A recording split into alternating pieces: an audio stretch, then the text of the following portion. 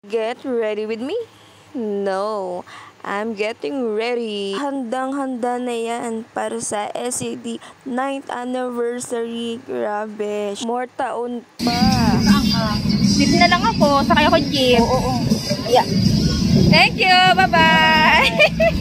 Kateki. Pagkala mo yung rapo lang. Siyempre, nasali ako sa pag-games para may pera tayo. Pera tayo. At ganda-gandahan muna tayo for today's video.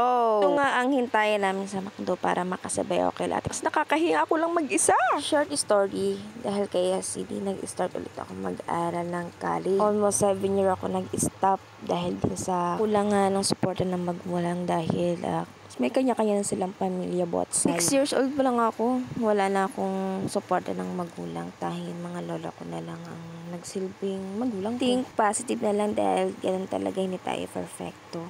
At may mga kanya-kanya tayong story ng buhay. At fast forward na nga, andito tayo sa venue ng anniversary ni SED at tayo ay mag-e-enjoy din At pagpasok forward na nga, pagpasok mo may mga pictorial. At pagpasok sa event, sa pinaka-main event, ayan, naglaro ka agad tayo ng pag-games.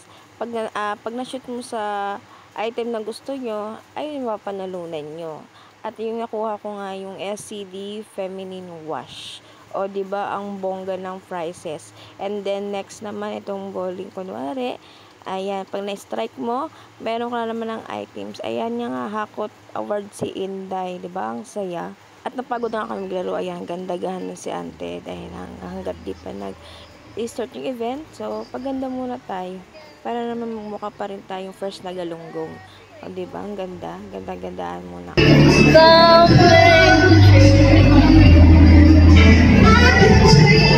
Dahil na boring ang Inday, eto, may iniisip na plano.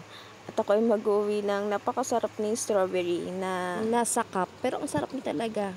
So, gusto ko ipatikim sa mga bata para matuwa naman sila. May Sharon ako. Wala nang hiya-hiya na yan for the family. Diba?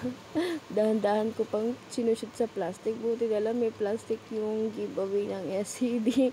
Yung pinagbalutan ng belt sa bag. Ayan na nga, may balot na nga natin. Ayan. For the ready na. At hindi pa nakontento ang Inday na yan. Nagpasok pa siya ng mga cookies. Dahil wala lang kasing kakain. Hindi na nila pinapansin. Sabi ko, ibabalot ko na lang. At yung kasama namin sa table, nag-alok pa siya, baka gusto ko pa rin ng burger. O sige, hindi ko natanggihan yan. Ako pa ba? Hindi ko natanggihan yan. Ay, nagkukunin ko talaga yan para i-uwi. O diba? Burger siya, di ko lang kung anong lasa yan, hindi ko pa siya natitikman. Diba? Para naman may Sharon tayo. Ako, ay, nahihiya ka pa, ante? Hindi ako nahihiya. Ba't ako mahihiya? Hindi pwede yan sa akin. Pumili lang nga akong 8x11 na plastic. Marami akong may na cookies. Kaso hindi ako ready sa mga ganyan na balot-balot. Hindi ako ready. So, diba? Kapal talaga ng makain. Flex ko lang yung taga-video ko. Ito yung strawberry na cup. Sobrang sarap. Fast forward na nga at nandito na nga sila before.